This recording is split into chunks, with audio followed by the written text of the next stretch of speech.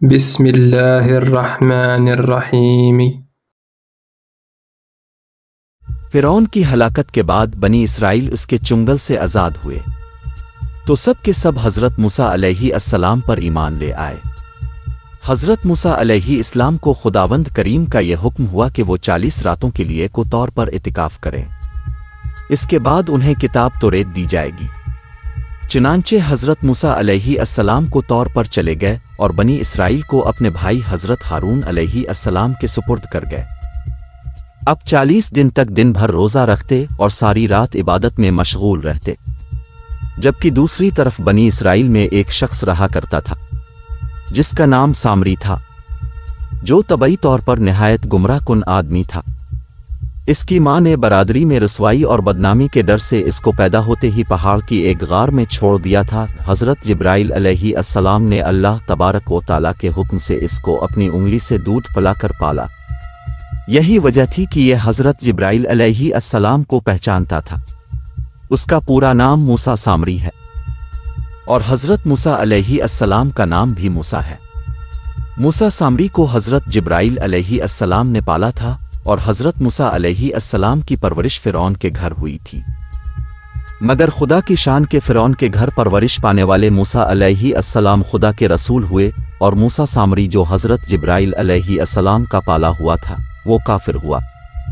جن دنوں حضرت موسیٰ علیہ السلام کو طور پر اللہ کی عبادت میں مشغول تھے، وہیں سامری نے اب کی غیر موجودگی کو غنیمت جانا اور اس نے بنی اسرائیل کے سونے چاندی کے زیورات کو پگھلا کر اس سے ایک بچھڑا بنایا۔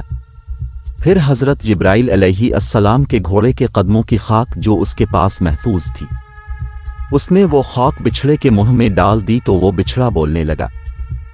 پھر سامری نے مجمع عام میں یہ تقریر شروع کر دی کہ اے بنی اسرائیل، حضرت موسیٰ علیہ السلام خدا سے بات کرنے کے لیے کو طور پر تشریف لے گئے ہیں، لیکن خدا تو ہم لوگوں کے پاس آ گیا ہے، اور بچھڑے کی طرف اشارہ کر کے بولا کہ یہی خدا ہے۔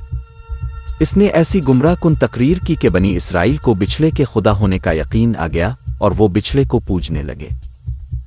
بیان کیا جاتا ہے کہ اس وقت 12,000 آدمیوں کے سوا ساری قوم نے چاندی سونے کے بچھڑے کو بولتا دیکھ کر اس کو خدا مان لیا اور اس کے آگے سر بسجود ہو کر اس بچھڑے کو پوجنے لگے۔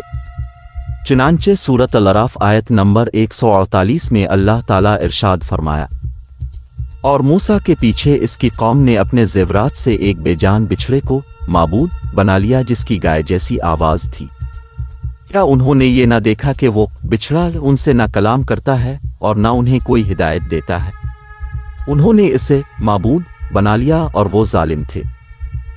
جب 40 دنوں کے بعد حضرت موسیٰ علیہ السلام خدائے عز و جل سے ہم کلام ہو کر اور تورات شریف ساتھ لے کر بستی میں تشریف لائے اور قوم کو بچھڑا پوجتی ہوئے دیکھا تو آپ پر بے حد غضب اور جلال طاری ہو گیا۔ اپنے جوش غضب میں اپنے بھائی حضرت ہارون علیہ السلام کو ڈانٹا اور فرمانے لگے کہ کیوں تم نے ان لوگوں کو اس کام سے نہیں روکا؟ حضرت ہارون علیہ السلام معذرت کرنے لگے، جیسا کہ قرآن مجید میں سورۃ الاعراف آیت نمبر 150 میں ہے، کہا، اے میرے ماجائے قوم نے مجھے کمزور سمجھا اور قریب تھا کہ مجھے مار ڈالیں، تو دشمنوں کو نہ ہنسا اور مجھے ظالموں میں نہ ملا۔ حضرت ہارون علیہ السلام کی معذرت سن کر حضرت موسیٰ علیہ السلام کا غصہ ٹھنڈا پڑ گیا۔ اس کے بعد اپنے بھائی حضرت ہارون علیہ السلام کے لیے رحمت اور مغفرت کی دعا فرمائی۔ پھر آپ نے اس بچھڑے کو توڑ پھوڑ کر اور جلا کر اس کو ریزہ ریزہ کر کے دریا میں بہا دیا۔ پھر اللہ تعالیٰ کا یہ حکم نازل ہوا کہ جن لوگوں نے بچھڑے کی پرستش نہیں کی ہے وہ لوگ بچھڑا پوچھنے والوں کو قتل کریں۔ اس کے بعد حضرت موسیٰ علیہ السلام نے چن چن کر اچھے 70 آدمیوں کو ساتھ لیا اور کو طور پر تشریف لے گئے۔ جب لوگ کو طور پر طلب معذرت اور استغفار کرنے لگے تو اللہ تعالیٰ کی طرف سے آواز آئی کہ اے بنی اسرائیل میں ہی ہوں، میرے سوا تمہارا کوئی معبود نہیں۔ میں نے ہی تم لوگوں کو فرعون کے ظلم سے نجات دے کر تم لوگوں فرعون کے ظلم سے بچایا ہے، لہذا تم لوگ فقط میری ہی عبادت کرو اور میرے سوا کسی کو مت پوچھو۔ اللہ تعالیٰ کا یہ کلام سن کر یہ 70 آدمی یک زبان ہو کر کہنے لگے کہ اے موسیٰ علیہ السلام، ہم ہرگز آپ کی بات نہیں مانیں گے جب تک ہم اللہ تعالیٰ کو اپنے سامنے نہ دیکھ لیں۔ یہ 70 آدمی اپنی ضد پر بالکل اڑ گئے کہ ہم کو خدا کا دیدار کروائیں۔ ورنہ ہم نہیں مانیں گے۔ حضرت موسیٰ علیہ السلام نے ان لوگوں کو بہت سمجھایا مگر وہ اپنے مطالبے پر اڑے رہے۔ پھر اللہ تعالیٰ نے اپنے غضب و جلال کا اظہار اس طرح فرمایا کہ ایک فرشتہ آیا اور اس نے ایک ایسی خوفناک چیخ ماری کہ خوف و دہشت سے ان لوگوں کے دل پھٹ گئے اور یہ 70 آدمی مر گئے۔ پھر حضرت موسیٰ علیہ السلام نے خداوند عالم سے ان لوگوں کے لیے زندہ ہو جانے کی دعا مانگی، تو یہ لوگ زندہ ہو گئے۔